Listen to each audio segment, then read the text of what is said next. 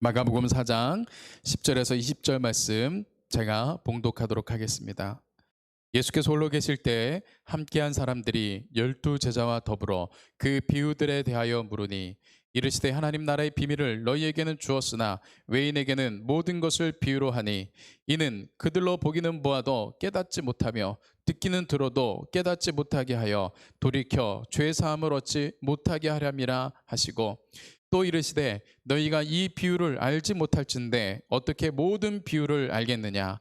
뿌리는 자는 말씀을 뿌리는 것이라. 말씀이 길가에 뿌려졌다는 것은 이들을 가리킴이니 곧 말씀을 들었을 때 사단이 즉시 와서 그들에게 뿌려진 말씀을 빼앗는 것이요 또 이와 같이 돌밭에 뿌려졌다는 것은 이들을 가리킴이니 곧 말씀을 들을 때 즉시 기쁨으로 받으나 그 속에 뿌리가 없어 잠깐 견디다가 말씀으로 인하여 환난이나 박해가 일어나는 때에는 곧 넘어지는 자요 또 어떤 이는 가시떨기에 뿌려진 자니 이들은 말씀을 듣기는 하되 세상의 염려와 재물의 유혹과 기타 욕심이 들어와 말씀을 막아 결실하지 못하게 되는 자요 좋은 땅에 뿌려졌다는 것은 곧 말씀을 듣고 받아 30배나 60배나 100배 결실을 하는 자니라. 아멘. 오늘 설교의 제목은 네 가지 땅의 비유입니다. 네 가지 땅의 비유라는 말씀으로 함께 말씀을 나누도록 하겠습니다. 우리 이렇게 고백하도록 하겠습니다. 한 성령 안에서 우리는 한 교회입니다. 한 성령 안에서 우리는 한 교회입니다. 아멘. 우리가 금요일마다 마가복음에 있는 말씀을 함께 나누고 있습니다. 그런데 지난주에는 주님께서 주시는 마음이 있어서 여호수아의 말씀을 통해서 우리가 충성에 대한 말씀을 나누게 되었습니다. 그래서 결론은 무엇이었죠? 충성도 열매다. 충성 자체가 우리 삶 가운데 놀라운 열매이고 놀라운 은혜다라는 것을 우리가 배우게 되었죠. 그래서 정말로 충성된 자는 정말 지속적으로 끝까지 충성된 자가 진정으로 충성된 자다라는 것입니다. 한 주간 정말 하나님의 은혜 안에서 하나님의 말씀 앞에서 우리가 일상의 삶을 살아가면서 우리 성도님들의 삶이 정말 충성된 삶이었을 것이라고 믿고 또 앞으로도 우리의 삶이 더욱더 주님 앞에서 충성된 삶이 되어져야 될 줄로 믿습니다.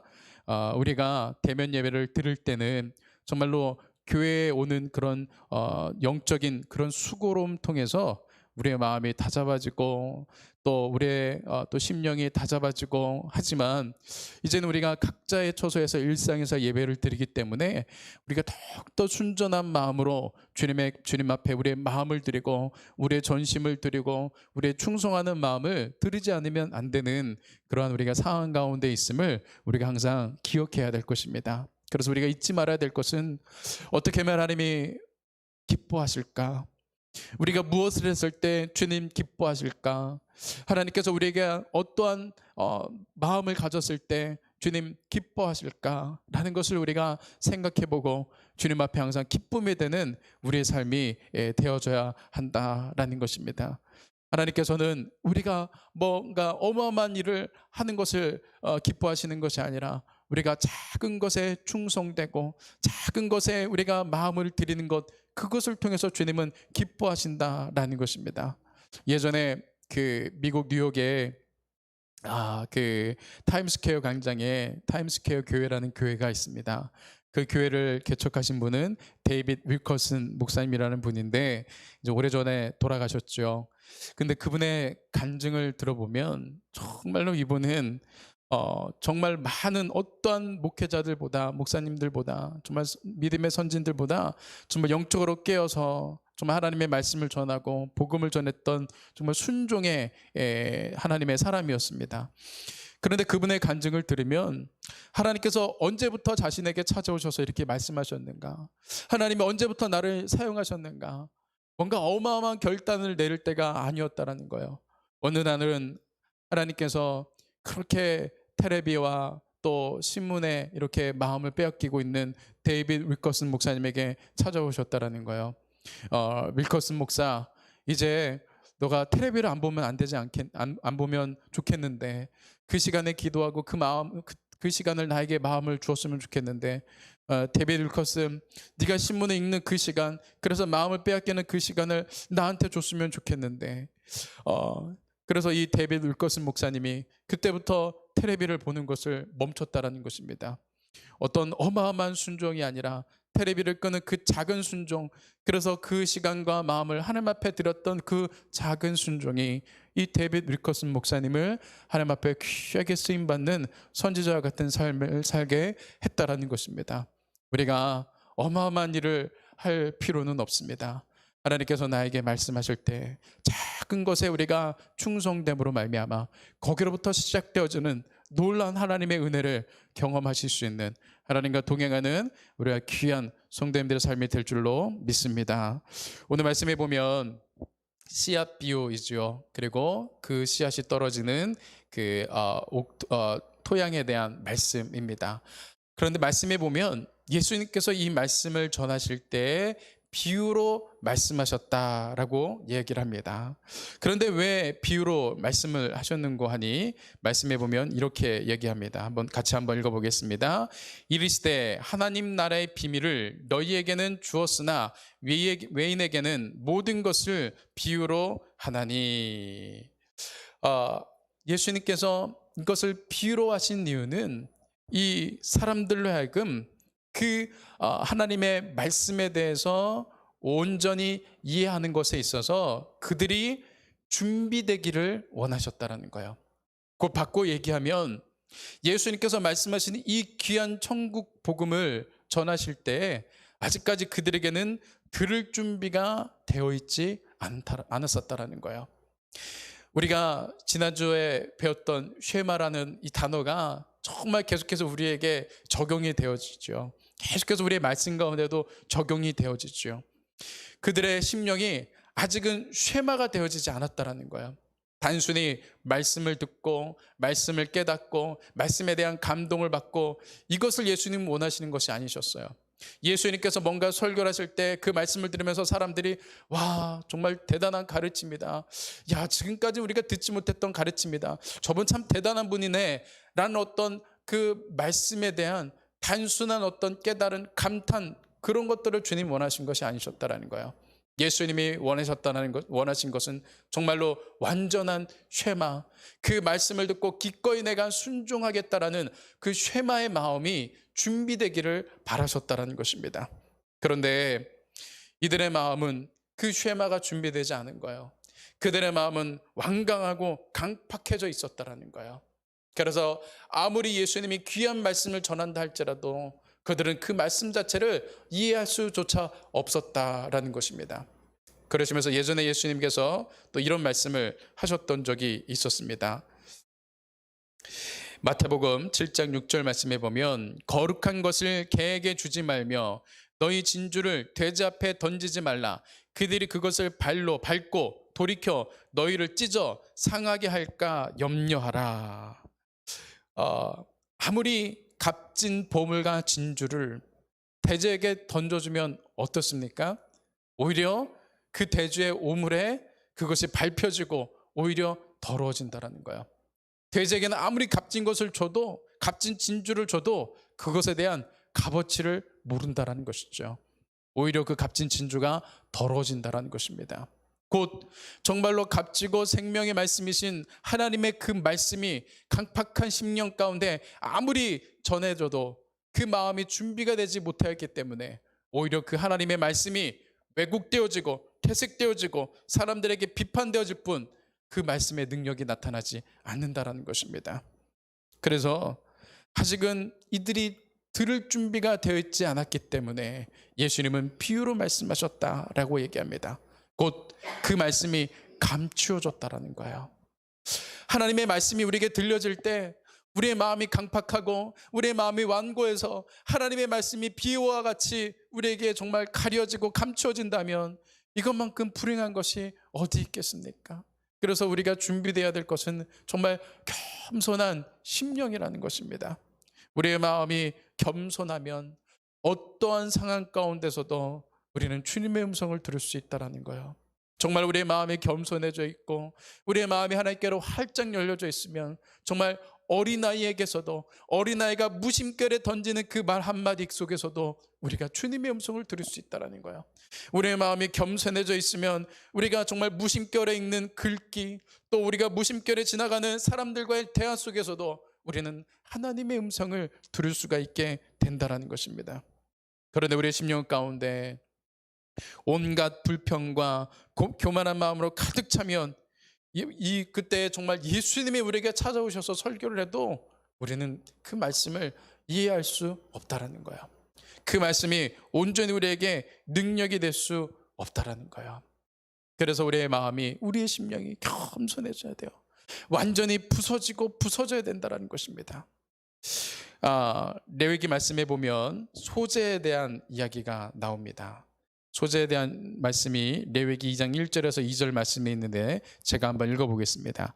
누구든지 소재의 예물을 여호와께 드리려거든 고운 가루로 예물을 삼아 그 위에 기름을 붓고 그 위에 유향을 놓아 아론의 자손 제사장들에게로 가져갈 것이요, 제사장은 그 고운 가루 한 줌과 기름과 그 모든 유향을 가져다가 기념물로 제단 위에서 불사를 찌니 이는 화제라, 여호와께 향기로운 냄새니라. 이 소제라고 하는 것은 곡식을 하나님께 드리는 거예요. 그런데 이 곡식을 그냥 있는 그대로 드리면 향기로운 제사가 될 수가 없어요. 그 곡식을 어떻게 해야 되냐면 그것을 빠야 된다는 거예요. 빠고 또 빠고 부서뜨리고 완전히, 그래서 고운 가루가 될 때 거기에 기름을 부으면 그 기름이 온전히 그 고운 가루 가운데 스며들게 된다는 거예요. 그것을 화제로 드릴 때 그것이 하나님 앞에 향기로운 정말 예물이 되어진다는 것입니다. 우리의 심령이 정말 부서지고 완전히 정말 고운 가루가 되어질 때, 그때 정말 하나님의 말씀이 우리의 삶 가운데 능력이 되어진다는 것입니다. 그래서 우리 한번 이렇게 고백해 보겠습니다. 부러질 것인가 부서질 것인가, 부러질 것인가 부서질 것인가. 아직까지도 내 안에 있는 고집과 아집으로 버티다 부러지는 것이 아니라 정말 우리가 낮아져서 부서짐으로 말미암아 고운 가루로서 하나님 앞에 받쳐지고 올려지는 우리의 심령이 되어져야 될 줄로 믿습니다. 그래서 오늘 말씀에 보면 예수님께서 하나님의 말씀을 씨앗으로 비유를 하셨습니다. 왜 예수님께서 하나님의 말씀을 씨앗으로 비유를 하셨을까요? 먼저 씨앗은 정말 보잘것없죠. 정말로 작고 보잘것없지만 어떻습니까? 그 안에는 생명력이 있다는, 그 안에는 생명력이 있어서 언제고 거기서 싹이 트고 또 자라고 열매를 맺는다라는 거예요. 보잘것없지만 그 안에는 생명력이 있는 것처럼 하나님의 말씀도 그 안에는 생명력이 있다라는 것입니다. 우리 한번 고린도전서 말씀 한번 읽어보겠습니다. 제가 읽겠습니다. 십자가의 도가 멸망하는 자들에게는 미련한 것이요 구원을 받는 우리에게는 하나님의 능력이라. 십자가의 도가 멸망하는 자들에게는 미련한 것이요 구원을 받는 우리에게는 하나님의 능력이라. 아멘이시죠? 정말로 세상 사람들에게는 십자가의 도, 정말 그 천국 복음, 예수 그리스도의 그 복음이 세상 사람들에겐 그저 보잘것없어 보일 수 있다라는 거예요. 그런데 그 십자가의 도를 만나고 나면 어떻습니까? 거기에 어마어마한 생명이 거기에 깃들어져 있는 거예요. 우리가 그 십자가의 도를 만난, 우리가 증인이고 우리가 체험한 우리의 간증자가 바로 우리이지 않습니까? 정말로 세상에 있을 때는 보잘것없어 보이고 아무것도 아닐 것 같았던 그 십자가의 도를 만나는 순간 우리 안에, 우리의 심령 가운데 정말로 그 탄식과 또 기쁨과 환희와 정말 구원에 대한 은혜의 기쁨으로 우리가 살아가게 되는 것이 이 하나님의 말씀의 생명력이라는 것입니다.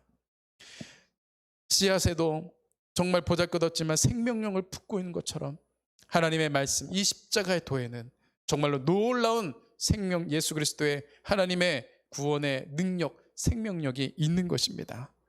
또 두 번째로 하나님의 말씀을 씨앗으로 비유하신 것은 무엇이겠습니까? 씨앗도 심겨지면 그것이 점점 자라고 그래서 그것이 열매를 맺는 것처럼 하나님의 말씀이 우리 가운데 심겨져야 된다는 거예요. 하나님의 말씀이 우리에게 심겨지면 그것이 우리의 심령 가운데서 자라게 된다는 거예요. 우리가 정말로 설교의 홍수 가운데 있어요. 유튜브를 틀면 정말 기라성 같은 목사님들의 설교, 수많은 설교들이 정말로 많이 있습니다. 정말 귀한 설교들이 많이 있습니다. 그런데 우리가 많은 설교를 듣는 것도 중요하지만 정말 우리의 심령 가운데 심겨진 우리의 심령 가운데 심은 말씀 한 구절, 그래서 내가 그것을 계속해서 묵상하고 되새김질하고 우리의 삶 가운데 살아내는 그 말씀이 반드시 필요하다는 것입니다. 그 말씀을 우리의 심령 가운데 심어서 계속해서 내가 되새기고 묵상하고 내 삶 가운데 순종함으로 살아내려고 하는 그 말씀, 그럴 때 그 말씀이 온전히 우리 안에서 자라나고 더욱더 크게 정말로 번성하고 열매를 온전히 맺어지게 된다는 것입니다. 하나님의 말씀을 내 안에 심겨두시기를 바랍니다. 저는 그냥 설교자로서 저의 또 고백이 있죠. 그냥 책상에 앉아서 성경책 보면서 또 주석책 보면서 또 신앙서적 보면서 그냥 어떠한 주제를 갖고 설교 한 편 만들어내는 거 그렇게 어렵지 않습니다. 그냥 인간적인 지식 가지고 그냥 이렇게 한 편의 설교 만들어내는 거 어렵지 않습니다. 그런데 정말로 능력 있는 설교는 어떠한 설교인가? 제가 능력 있는 설교를 하고 설교를 잘하고 못하고가 아니라 제가 스스로 설교를 하면서도 제 스스로가 은혜가 되는 설교 말씀은 어떠한 말씀인가? 그 말씀을 나에게 내 심령 가운데 심겨두고 그것을 키우는 거예요. 그것을 키우고 숙성시키고 그 안에서 열매를 맺었을 때 그 열매를 가지고 내가 이 말씀을 통해서 설교를 통해서 함께 은혜를 나눌 때 그것이 저에게도 기쁨이 되고 또 성도님들에게도 말씀을 듣는 이들에게도 은혜가 될 수 있다는 것입니다. 그래서 그 전날 말씀을 심겨두는 거예요. 제가 금요일날 설교를 하려면 목요일날 미리 심겨두는 거예요. 수요일날 설교하려면 화요일날 미리 심겨두는 거예요. 그것을 심겨두고 계속해서 묵상하면서 제 안에서 그것이 말씀이 자랄 때까지 그것을 심겨두는 거예요. 하나님의 말씀을 우리 성도님들의 이 심령 가운데 심겨두시고 그것이 자랄 수 있도록 계속해서 묵상하실 수 있는 우리 성도님들의 삶이 될 수 있기를 소망합니다. 세 번째로 이 말씀을 씨앗으로 비유한 이유는 무엇이냐면 씨앗은 스스로 자랄 수 없다라는 거예요. 씨앗은 반드시 토양이 필요합니다. 그런 것처럼 이 하나님의 말씀도 우리 안에서 자라기 위해서는 반드시 마음의 토양이 필요하다라는 거예요. 그래서 이제 계속해서 되어지는 이 비유의 말씀은 네 가지 토양의 말씀은 우리의 마음의 토양의 상태를 예수님께서 말씀해 주고 계시는 겁니다. 온전히 말씀이 심겨지고 자라고 열매 맺기 위해서는 어떠한 토양이 필요한지 또 어떠한 토양이 하나님의 말씀을 열매 맺지 못하게 하는지 그것에 대한 우리의 마음의 상태가 있을 수 있는 그런 것들을 예수님이 비유적으로 말씀해 주셨다는 것입니다. 이제 네 가지의 토양이 마음의 토양이 나오는데요. 첫 번째 토양은 어떠한 토양이냐면은 길가에 뿌려진 씨앗이다라는 것입니다. 제가 말씀을 한번 읽어보겠습니다. 15절 말씀인데요. 말씀이 길가에 뿌려졌다는 것은 이들을 가리킴이니 곧 말씀을 들었을 때 사단이 즉시 와서 그들에게 뿌려진 말씀을 빼앗은 것이요. 길가에 뿌려졌다라는 것, 길가와 같은 그런 마음은 아주 강팍한 심령이죠. 어떤 말씀을 전해도 그 말씀을 심겨질 수 없는 아주 강팍하고 완고한 그 심령이죠. 그러한 길가에는 새가 날아와서 그 씨앗을 먹어버린다라는 거예요. 집어가 버린다라는 거예요. 그런데 그 새가 누구냐면 어떤 존재냐면은 바로 사단이라는 것이죠. 이 강팍한 심령은 아무리 좋은 말씀에 씨앗이 뿌려져도 사단이 와서 금방 그것을 빼앗아 가버린다라는 거예요. 곧 무슨 이야기겠습니까? 우리가 말씀과 대면하는 그 시간, 설교를 듣는 시간이든지 성경을 읽는 시간이든지 우리가 말씀을 묵상하고 큐티를 하는 시간이든지 그 시간은 사단과 벌여지는 영적 전쟁의 시간이라는 거예요. 정말 이 길가에 씌어진 씨앗, 뿌려진 씨앗, 이 강팍한 심령 완전히 패배하는 것이죠. 아무런 은혜가 없는 것이죠. 다행인 것은 이 시간 우리가 말씀을 듣고 있는 우리들은 적어도 그 정도의 수준은 지났다라는 거예요. 너무나도 얼마나 감사한 것입니까? 그러나 분명한 것은 이 길가에 뿌려진 씨앗에서 우리에게 정말로 이야기해 주는 것은 우리가 말씀과 대면하는 그 시간은 영적 전쟁의 시간이다. 우리의 마음을 지켜야 된다라는 것입니다. 또 두 번째로 어디에 뿌려졌냐면은 돌밭에 뿌려졌습니다. 말씀을 제가 16절 말씀 읽어보겠습니다. 또 이와 같이 돌밭에 뿌려졌다는 것은 이들을 가리킴이니 곧 말씀을 들을 때 즉시 기쁨으로 받으나 그 속에 뿌리가 없어 잠깐 견디다가 말씀으로 인하여 환난이나 박해가 일어날 때에는 곧 넘어지는 자요. 돌밭에 뿌려진 씨앗은 이 표면에는 흙이 있는 거예요. 그래서 조금의 그 뿌리는, 말씀의 뿌리는 내릴 수 있는 거예요. 그런데 조금이라도 그 뿌리를 내리고 나니 거기에 무엇이냐면은 걸림돌이 있는 거예요. 그 걸림돌이 있어서 이 말씀의 뿌리가 깊이 박히지 못하는 것이죠. 그 돌에 대해서 뭐라고 얘기합니까? 그 돌은 바로 말씀으로 인하여 환난이나 박해가 일어날 때에는 곧 말씀으로 인해서 나에게 찾아오는 환난이라는 거예요. 우리가 처음에는 하나님의 말씀을 들을 때는 정말 감격이 있어요. 기쁨이 있어요. 결단이 있어요. 내가 이 말씀대로 살아야지. 내가 정말 예수님을 위해서 살아야지.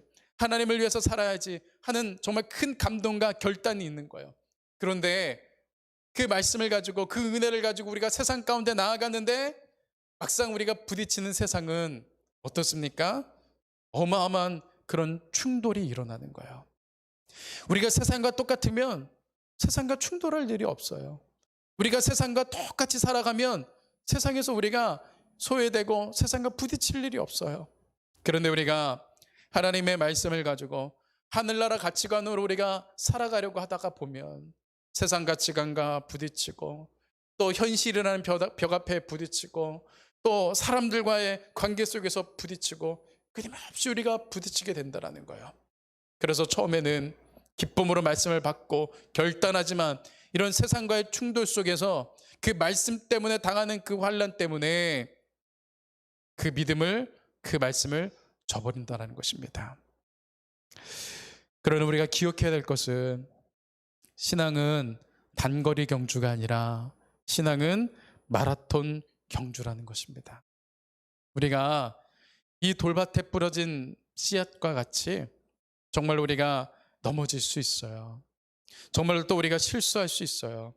그러나 우리는 끊임없이 지속적으로 넘어졌다 할지라도 다시 한번 십자가를 붙들고 다시 일어나 지속적으로 도전하는 것이 우리의 신앙이다라는 것입니다.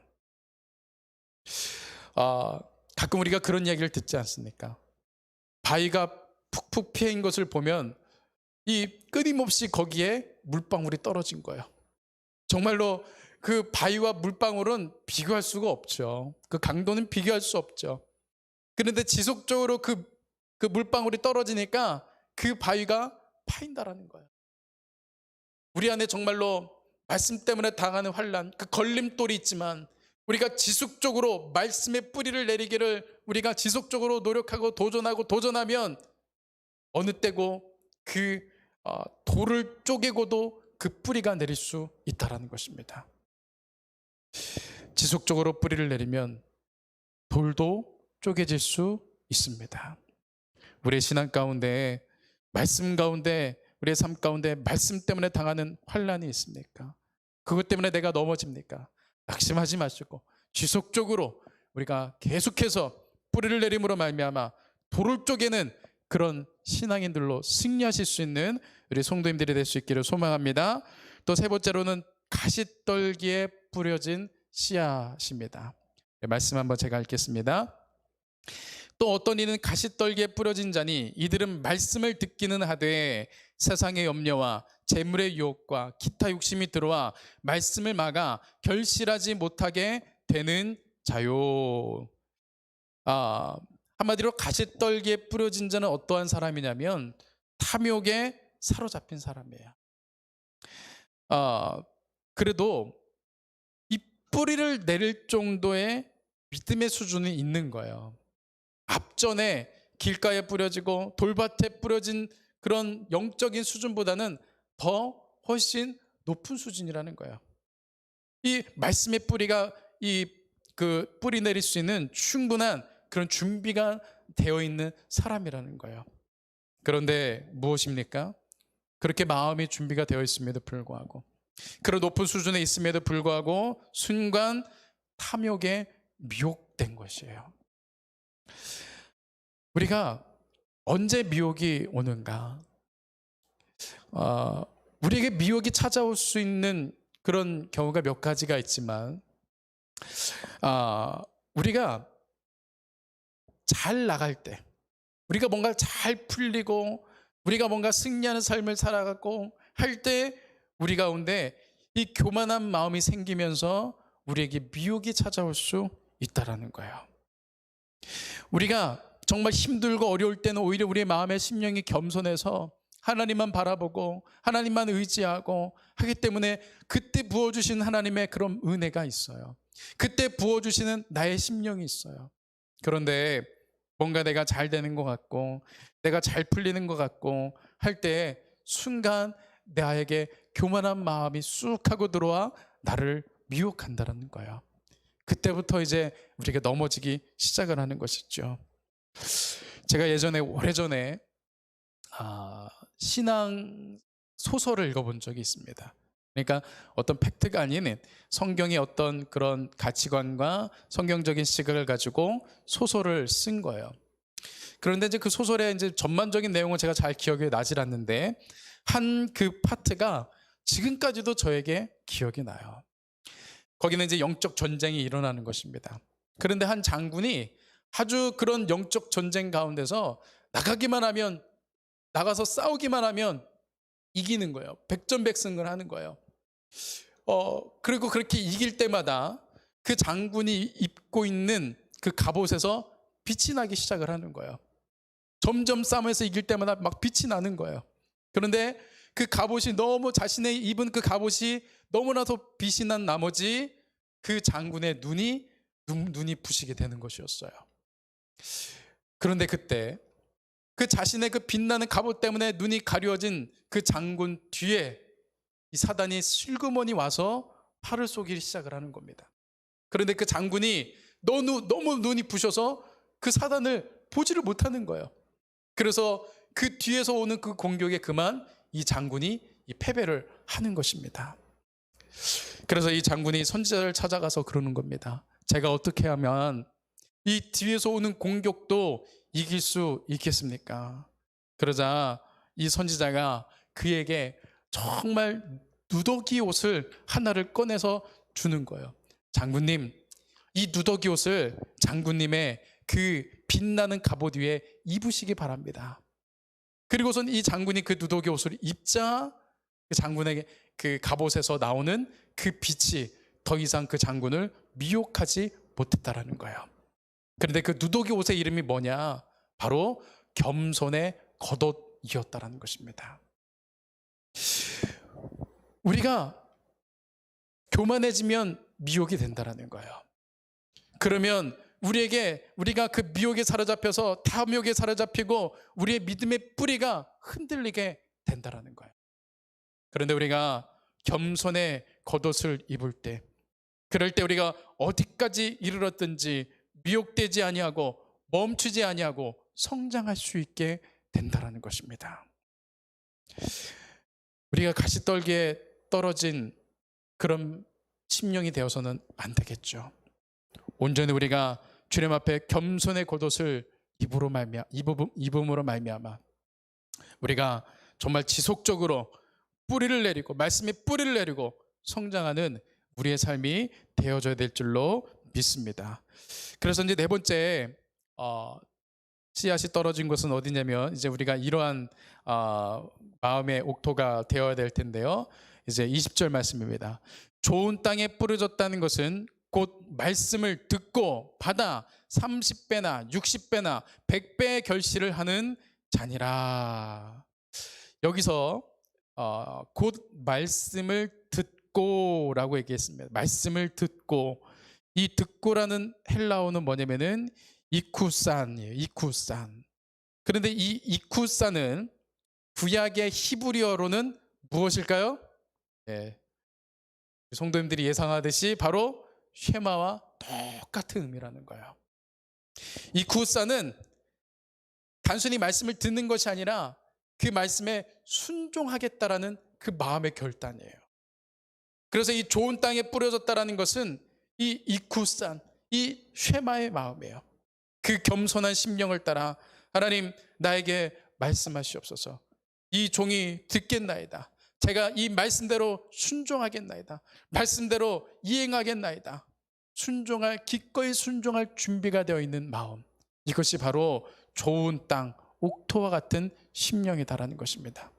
그리고 그렇게 할 때에 우리가 분명한 열매, 30배, 60배, 100배의 열매를 우리가 맺게 되어진다라는 것입니다. 우리의 심령 가운데 이 쉐마, 이 쿠산의 이 마음을 우리가 온전히 주님 앞에 드림으로 말미암아 하나님 앞에 온전히 열매 맺을 수 있는 우리 성도님들의 삶이 되어져야 될 줄로 믿습니다. 우리 마지막으로 말씀 한 구절 읽고 우리 기도하도록 하겠습니다. 히브리서 3장 7절에서 8절 말씀인데요. 같이 한번 읽어보면 좋을 것 같습니다. 시작. 그러므로 성령이 이르신 바와 같이 오늘 너희가 그의 음성을 듣거든 광야에서 시험하던 날에 거역하던 것과 같이 너희 마음을 완고하게 하지 말라. 하나님께서 우리에게 음성을 들려주실 때 우리의 마음을 완고히 하지 아니하고 겸손한 심령으로 주님 앞에 서실 수 있는 귀한 우리 성도님들의 삶이 될 수 있기를 소망합니다. 그래서 하나님의 말씀이 비유처럼 우리에게 감추어진 것이 아니라 우리의 삶 가운데 풀어지는 놀라운 은혜가 우리 성도님들의 삶 가운데 충만하게 되실 줄로 믿습니다. 이 시간에 우리 찬양하고 우리 기도하도록 하겠습니다. 우리 감사하여 주님의 사랑 찬양합니다.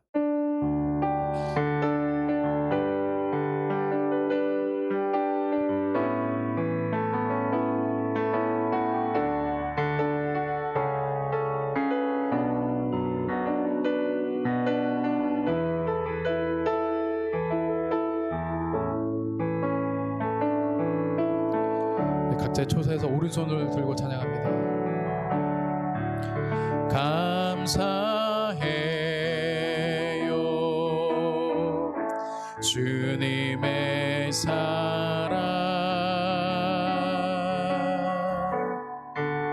감사해요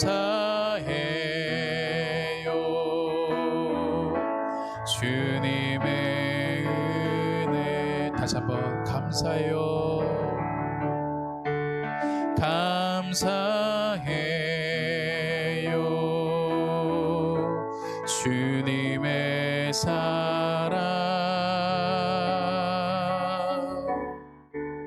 감사해요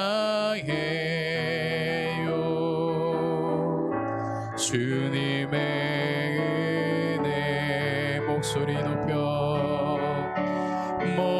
목소리 높여 주님을 영원히 찬양해요. 나의 전부이신 아멘. 나의 주님 목소리 높여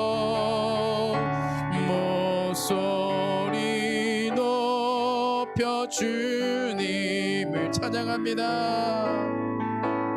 영원히 찬양해요. 나의 전부이신 나의 주님. 이 시간에 잠시 기도하겠습니다. 소리를 내실 수 있는 환경이면 소리를 내셔도 좋고 마음으로 기도하셔도 좋습니다. 이 시간 기도할 때 하나님, 우리의 마음이 겸손해지고 낮아져서 정말 쉐마의 마음이 되어져서 정말로 하나님의 말씀과 하나님의 음성이 나에게 비유와 같이 감추어지는 것이 아니라 온전히 풀어지고 삶 가운데서 살아내며 온전히 열매 맺을 수 있는 귀한 우리의 삶 되게 도와주시옵소서. 주님, 우리에게 말씀하여 주옵소서. 주의 종이 듣겠나이다. 이 시간 우리 다 같이 기도하도록 하겠습니다. 하나님 아버지, 시간 기도하며 나아갑니다. 주님, 온전히 우리의 심령이 낮아지게 하여 주옵소서. 겸손해지게 하여 주시옵소서. 부서지고 또 부서지게 하여 주시옵소서. 하나님, 우리에게 쉐마의 마음이 이루어지게 하여 주셔서 하나님, 우리의 삶 가운데 하나님의 말씀이 숨겨지는 것이 아니라 온전히 밝히 풀어지고 나타내지고 사라지고 하나님 순종되어지고 열매 맺을 수 있는 귀한 우리의 삶이 될 수 있도록 인도하여 주시옵소서. 온전히 주님만을 사랑합니다. 주님만을 경외합니다. 주님 앞에 기쁨이 되기를 원합니다. 주님, 우리와 함께하여 주시옵소서. 우리를 사랑하여 주시옵소서. 우리를 축복하여 주시옵소서.